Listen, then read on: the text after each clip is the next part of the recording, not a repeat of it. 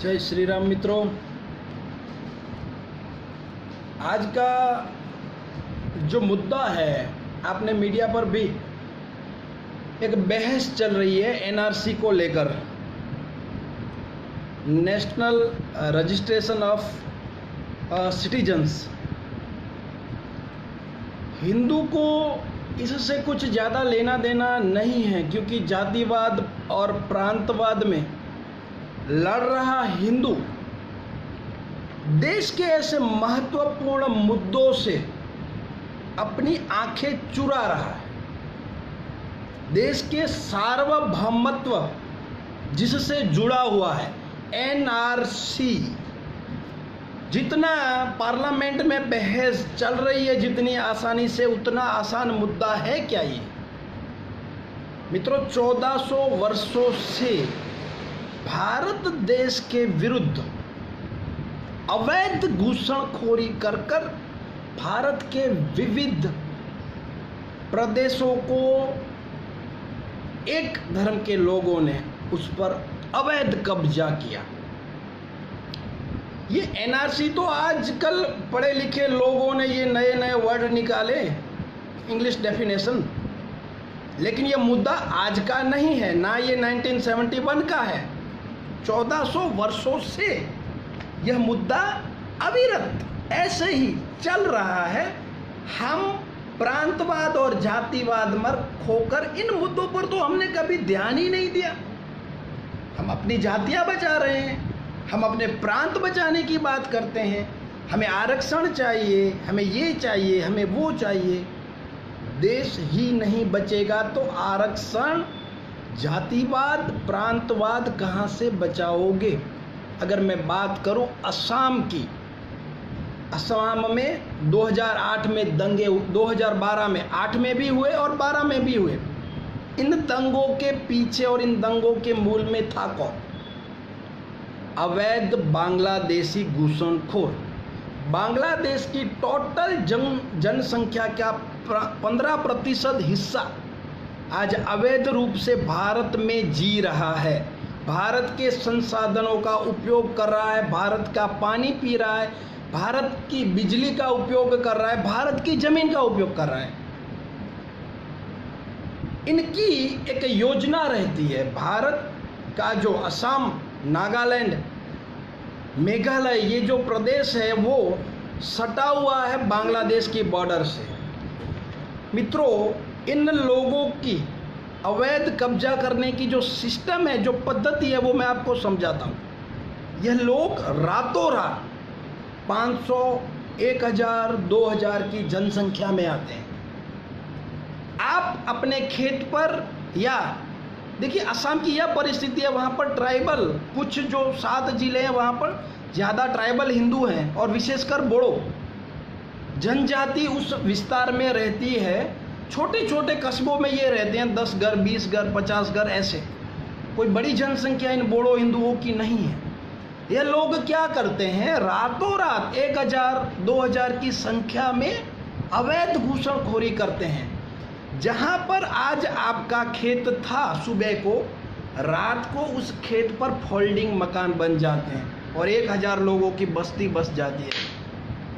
2, 5, 20 बोड़ो कैसे बचाएंगे अपने देश को, अपने मकान को, अपने खेत को?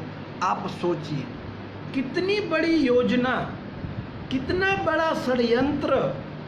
घूसणखोरी 2, 5 या 10 लोग नहीं, हजारों की संख्या में रातों रात आपके मकानों के ऊपर इनका कब्जा हो जाता है। दिन को जो नक्शा था वो रात को बदल जाता है। और इस तरह से आज असम के 7 जिलों की जनसंख्या इन अवैध बांग्लादेशी घूसणखोरों के कारण प्रभावित हुई है। जहां पर हिंदू बहुसंख्यक था, वहां पर आज हिंदू लघुमती में आ चुका है। 2012 के दंगों में कम से कम 50,000 हिंदू बेघर हुए थे। मेरे कुछ मित्र भी थे इनमें। मैं आपको यहाँ से ऐसे ही बातें नहीं कर रहा हूँ, उन क्षेत्रों की मुलाकात मैंने ली है। मैंने उन मित्रों की पीड़ा को महसूस किया है कि जहाँ रातों रात आपके चावल के खेत थे, हैं। आपके बड़े बड़े वहाँ पर जो वहाँ पे ये रबर के पेड़ होते हैं, जो रबर की वहाँ पे खेती होती है, रातों रात यार अपने पूर्वजों की ज़मीनों को आपको छोड़कर भागना पड़ता है, आपके खेतों को जला दिया जाता है। असम में लकड़ी के मकान होते हैं, जल जाते हैं, आपको शिविरों में रहना पड़ता है। आप सोचिए जरा, इनकी मनोव्यथा को सोचिए। बीजेपी और कांग्रेस को मैं तो असम के हिंदुओं से विशेषकर कहना चाहूँगा, आप मेरे मैसेज को पहुँचाना कि आप बीजेपी और हिंदू की मानसिकता को अगर छोड़कर सोचोगे कि रातों रात आप किसी घर में अपने पूर्वजों के घर में रहे हो, अपने खेत खलिहानों में आप रह रहे हो, और एक दिन ऐसा आता है कि 1000 लोग 1500 लोग आपसे कहते हैं कि भाई निकलो अगर जिंदा रहना है तो वरना मार दिए जाओगे, आपकी मनोव्यथा क्या होगी। 2012 के दंगों के बाद जो हालत कश्मीरी पंडितों की हुई, वही हालत आज असम के बोडो समुदाय की है। जिनके अपने मकान थे, जो मूल निवासी हैं असम के, वो आज राहत शिविरों में रह रहे हैं। और राजनीति के चलते उस समय कांग्रेस की गवर्नमेंट ने इन अवैध बांग्लादेशियों को, ये बदरुद्दीन अजमल नाम के सांसद के कहने से उस समय कम से कम 300 करोड़ रुपए इन लोगों को दिए गए अवैध बांग्लादेशियों को बसाने के लिए। उनको पक्के मकान, पक्की बस्तियां दी गई, और आज उनके आइडेंटिटी प्रूफ, उनके राशन कार्ड भी बन चुके हैं, उनमें से कुछ एमएलए भी बन चुके हैं। आप सोचिए, ये सत्ता भूखे भेड़िए आज यह कह रहे हैं कि मानवतावाद भी कुछ होता है। तो क्या उन असम के बोड़ों का मानवतावाद से कोई लेना देना नहीं था? 50,000 लोग आज निराश्रित हो गए इन अवैध बांग्लादेशियों के कारण। कभी किसी कश्मीरी हिंदू के लिए तो कभी किसी ने नहीं बोला कि इनका भी मानवतावाद से कुछ लेना देना है, इनको भी वापस बसाइए। तो अगर बीजेपी गवर्नमेंट इस पर स्पष्ट है, तो मेरा यह मानना है कि संसद में, पार्लियामेंट में हमारे राजनाथ सिंह को कोई सफाई देने की आवश्यकता नहीं है। यह वोट बैंक है जो कांग्रेस की खड़ी की हुई है। आप सोचिए, 3 करोड़ बांग्लादेशी असम के रास्ते से पूरे भारत में फैल चुके हैं। 1400 वर्षों से जो आपके विरुद्ध षड्यंत्र चल रहा है, इसका ही यह भाग है। आज 35% हैं असम में, अगर कल 50% हो गए तो कश्मीर जैसे मांग रहे हैं, जैसे पाकिस्तान हमसे छीन के ले गई, जैसे अफगानिस्तान ले गए, इराक ले गए, ईरान ले गए, जल्द ही 20 सालों में यह लोग असम मांगेंगे। यह षड्यंत्र आज का नहीं है, गजवाए हिंद ये जो चल रहा है। मैं फिर से कह रहूँगा कि यार छोड़ो, जातिवाद मिटाने की मैं जो बात करता हूँ, मैं इसीलिए आप लोगों को बोलता हूँ कि प्रांत और जाति में, जाति का ये जो छोटा सा कुआं है, इसमें आप लोग मेढक की तरह उछल कूद कर रहे हो। देश ही नहीं बचेगा, धर्म ही नहीं बचेगा, आरक्षण और ये जातिवाद किस काम को आएगा आपको? राष्ट्रीय सार्वभौमत्व का मुद्दा है यह। असम में जो अवैध घूसणखोरी हो रही है मित्रों, आप सोचिए, असम के बाद बंगाल, उसी से सटा है बिहार, उसी से सटा है यूपी। धीरे धीरे आपके शहर तक भी यह बांग्लादेशी पहुंचेंगे, जिनका कोई जनाधार भारत में नहीं है। क्या कोई व्यक्ति आपके घर में आता है, आपके ऑफिस में आता है और अवैध कब्जा कर लेता है और उसको वहाँ पे 30 साल या 50 साल हो जाते हैं, तो क्या वो आपके ऑफिस या आपके घर का मालिक बन जाएगा? क्या 30 साल किसी देश में या किसी घर में रहने से आप अपने हक को त्याग करके उसको अपना आधा पार्टनर बना लोगे? मैं तो यह चाहता हूं कि 1971 से नहीं, इससे पहले भी 1400 वर्षों से कई लोग यहाँ पर अवैध रूप से रह रहे हैं। यह प्रश्न मूलतः असम का नहीं है, यह प्रश्न मुझे लाइव देखने वाले, मुझे लाइव सुनने वाले हर हिंदू के गांव और शहर, जिले, तहसील राज्य और हमारे भारत देश का है। तो यहाँ पर एकजुट होने की आवश्यकता है। या सत्ता भूखे ममता बनर्जी जैसे लोग मानवतावाद की बात करते हैं, इनको सत्ता चाहिए मित्रों, धर्म से इनका क्या लेना देना है। या तो धर्म कल परिवर्तन कर लेंगे, इनको तो सीएम बने रहना है भाई, इनको तो एमपी बने रहना है 7 जिलों में। मैंने कहा इस तरह से असम के 7 जिले आज हिंदू माइनॉरिटी हो गया है, तो कैसे बचेगा देश। क्या 1971 से पहले उन जिलों में हिंदू माइनॉरिटी में नहीं था? यह मात्र इन 20-30 सालों में हुआ है। अब सोचिए 1000-2000 कैसे आते हैं बॉर्डर पार करके। और इस देश का दुर्भाग्य तो देखिए, हम अवैध लोगों को भगाने के लिए भी पार्लियामेंट में चर्चा कर रहे हैं कि भाई इनको भगाएं या ना भगाएं। या आपके मूलभूत अधिकारों को ये लोग खा रहे हैं, आपकी बिजली से ये लोग हिस्सा बांट रहे हैं, आपके पानी से ये लोग हिस्सा बांट रहे हैं, और मूल आपकी जमीन को इन लोगों ने कब्जा करके रखा हुआ है। और यही लोग फिर आतंकवाद की जड़ों में घुस जाते हैं, क्योंकि इनके लिए राष्ट्र और जिस जमीन से ये रहते हैं उसी से गद्दारी करने का इतिहास है। तो समझने और सोचने का विषय है। कई लोग बोलेंगे कि आसाम से अब गुजरात, महाराष्ट्र, मध्य प्रदेश, राजस्थान का, यूपी का भाई क्या लेना देना। तो यही तो आपकी भूल है। असम वालों ने भी कहाँ सोचा था कि इन 3 सालों में यहाँ क्या भूगोल और जनसंख्या इतनी परिवर्तित होगी कि जहाँ बहुमत में हम थे वहाँ हम लघुमती में आ जाएंगे। तो आपको भी कहाँ पता है क्या होगा कल। क्या आपके पूर्वजों ने सोचा था कि भाई कभी ईरान में हम नहीं रहेंगे, इराक में हम नहीं रहेंगे? कभी किसी ने सोचा होगा क्या? 600-800 साल पुरानी हिस्ट्रियाँ तो पढ़े, कोई ना कोई हिंदू राजा ही था वहाँ का। आज क्यों नहीं है? यही अवैध घूसणखोरी,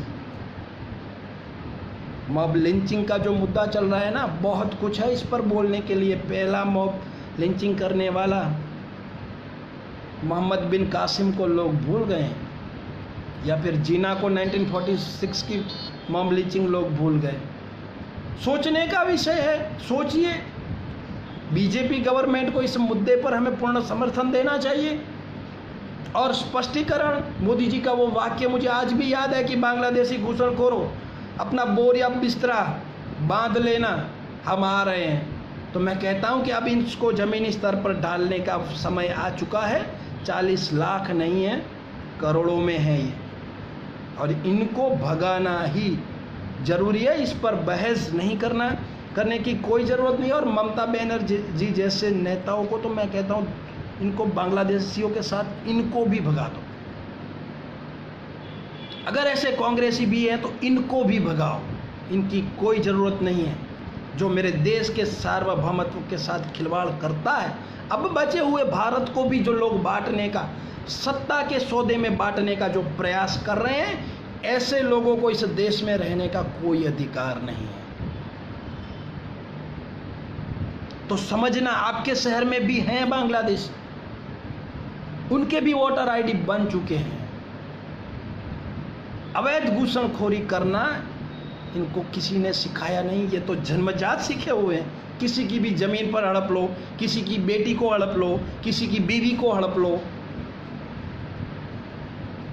तो इस पर देश में जो राजनीति हो रही है वह दुर्भाग्यपूर्ण है। यह केवल असम का प्रश्न नहीं है मेरे मित्रों, भारत में रह रहे हर हिंदू का यह प्रश्न है। बंटता भारत, टूटता भारत जनसंख्या के बल पर तो टूटा है। आप कभी असम के इन जिलों की कभी मुलाकात लीजिए, वहां हिंदू की क्या हालत है। आज भी हिंदू राहत शिविरों में रह रहा है। इन बोडो जनजाति के जो हमारे हिंदू भाई हैं उनकी क्या हालत है। आपको चाहिए तो मैं नंबर दूंगा, आप पूछना। एनआरसी मात्र रजिस्टर पर इसका काम नहीं होना चाहिए। राजनाथ सिंह को क्लियरिफिकेशन देने की आवश्यकता नहीं है। देश का हर हिंदू आपसे आशा रख रहा है कि कुछ रिजल्ट आप दोगे। आप भी अगर राजनीतिक प्रवाह में बह गए तो फिर हिंदुओं के पास कोई आस नहीं बचेगी। अवश्य भागने चाहिए, इनके वोटिंग अधिकारों को रद्द करना ही चाहिए। इनमें से कई लोग एमएलए भी बन चुके हैं, कई लोग डॉक्टर हैं, वकील हैं, लेकिन यह अवैध है। हिंदुओं की ज़मीन पर इन लोगों ने कब्जा किया है। इन लोगों ने हिंदुओं की माँ बहनों के साथ बलात्कार किया है बाहर से आकर, और आज ये लोग बोल रहे हैं कि हम नहीं जाएंगे, आपसे जो होता है वो कर लो। इतनी बड़ी संख्या में देश में आए कैसे, ये भी तो सोचने का विषय है। हमारी सुरक्षा व्यवस्था, हमारी बीएसएफ वहाँ पर बैठी है, तो उनकी नज़रों के नीचे से ये लोग कैसे घुसे। भ्रष्टाचार हर जगह पर है, बुरा मत मानना। 5-5, 10-10 हज़ार गायें एक साथ इंटरनेशनल बॉर्डर से अगर अंदर घुसती है तो वहाँ पर सुरक्षा तंत्र भी भ्रष्टाचार में लिप्त है। 20-20 रुपयों में इनको घुसाया जाता है, 20-20 रुपयों में। चैलेंज करता हूँ मैं, लोग वहाँ पर पोस्टिंग के लिए अपने ऊपरी अधिकारियों को घूस देते हैं कि हमें असम बांग्लादेश बॉर्डर पर पोस्टिंग दी जाए, पैसा बनता है वहाँ से। सोचने का विषय है। सुरक्षा व्यवस्था में भी बहुत बड़ी खामियां हैं, इसलिए ये लोग घुसे हैं और घुसने के बाद अब ये लोग नहीं निकल रहे हैं। इसका हल मात्र यही है कि अंधे होकर पक्षापक्षी में देश के सार्वभौमत्व से खिलवाड़ मत करिए। युवा धन जो हिंदुओं का है बौद्धिक स्तर पर भी उन्नत बने, ताकि उनमें से जातिवाद निकले। थोड़ा इतिहास पर भी नज़र करिए ताकि आपका वर्तमान और भविष्य सुरक्षित रहिए। एकजुट बनिए, मजबूत बनिए, जातिवाद को भूलकर धर्मवाद को अपनाइए। जातियां हमारी सुरक्षित ही रहेंगी अगर धर्म सुरक्षित रहेगा तो। अवैध घूसणखोरी नहीं हो रही है, अवैध धर्म का भी वहाँ पर प्रभाव है। जैसे क्रिश्चियन, आज मेघालय में 10% भी हिंदू नहीं बचा है, जबकि जब अंग्रेज थे तब इतनी संख्या यहाँ पर क्रिश्चियनों की नहीं थी। तो इस क्षेत्र को पूरा का पूरा, ये 7 सिस्टर्स का जो क्षेत्र है, इसको हथियाने का क्रिश्चियन और इन अवैध लोगों के द्वारा बहुत बड़ा षड्यंत्र चल रहा है। इसके विरुद्ध आसाम की हिंदू जनता तो जागरूक हो ही, लेकिन आसाम के बाद कहीं हमारी बारी ना है, इसकी भी हमें ध्यान रखना चाहिए। आज का बस यही मुद्दा था। छोटे छोटे मुद्दे, ये छोटी छोटी समस्याओं पर आप ध्यान देते हो, लेकिन यह बड़ी समस्या है मित्रों। इस पर जागृति आवश्यक है। आप सबको जागरूक होना ही चाहिए, और इस बात को भी आगे तक, अगर आपके मित्र हैं असम के, उन तक भी बात को पहुंचाओ कि भाई जिस पक्ष भी से भी आप जुड़े हो, लेकिन एनआरसी के मुद्दे पर गवर्नमेंट को पूर्ण सपोर्ट, समर्थन दीजिए। यह आपके भविष्य के लिए अच्छा है। और जो उन हिंदू असम से नहीं हैं, कच्छ से हैं, गुजरात से हैं, महाराष्ट्र या देश के किसी भी क्षेत्र से हैं, वह भी जागरूक होकर ऐसे लोगों का, अगर ऐसे लोग आपको वहाँ पर दिखते हैं तो पुलिस को इसकी जानकारी दीजिए, क्योंकि कल का असम, कश्मीर जो है वो आज का असम है, और फिर कल का असम पूरा भारत बनेगा। बस यही आपसे कहना था। जय श्री राम, हर हर महादेव, जय हिंद, वंदे मातरम, जय भारत।